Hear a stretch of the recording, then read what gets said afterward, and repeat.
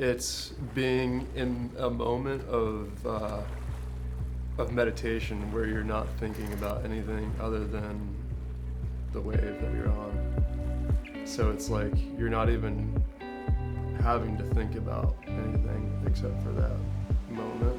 It's gliding. It's the closest thing to walking on water.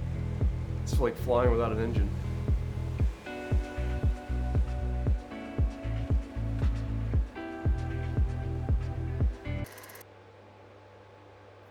When I was in 4th grade, I went to the library and I saw a book on making surfboards.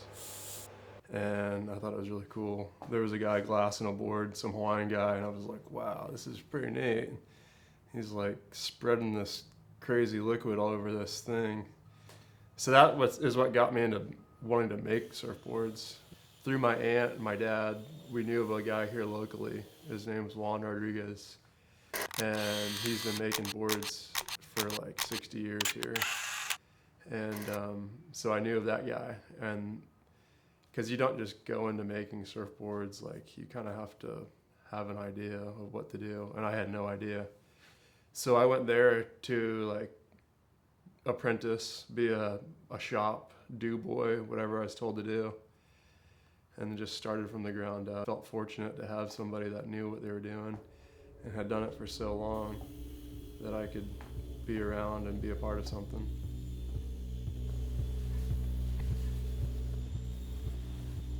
Starting is the hardest part. Just having the idea of what you want to do. Mostly when I'm shaping. That's my favorite time. You get into like a zen state.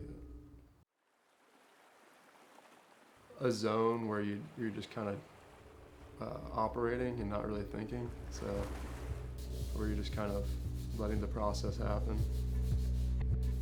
So it just starts with the idea of how you want to surf and where you're surfing.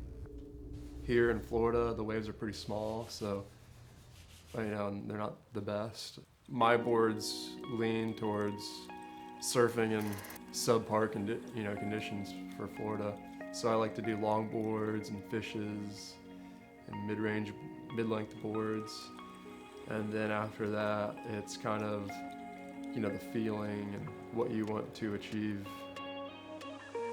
Gum Surfboards, it's kind of a metaphor for a lot of things. Connection, like everybody's kind of connected. As it relates to surfboards, it's like a connection between the past and like going into the future, like stretching.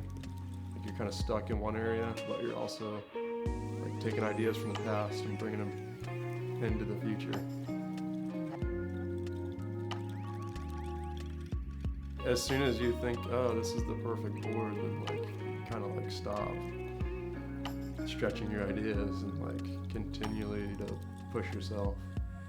So the perfect board is also like subjective too. Like you might make something that you think is gonna be like not a good board and it ends up working really good. So that's probably the perfect board, one that works really well. But once you get the perfect board, it's hard to get another perfect board. Because they're not alike. Even if it's machine shaped, there's just so many little nuances, like the blank, the material, how it was glassed, when it was glassed. There's just so many little variables to it to get the perfect board again.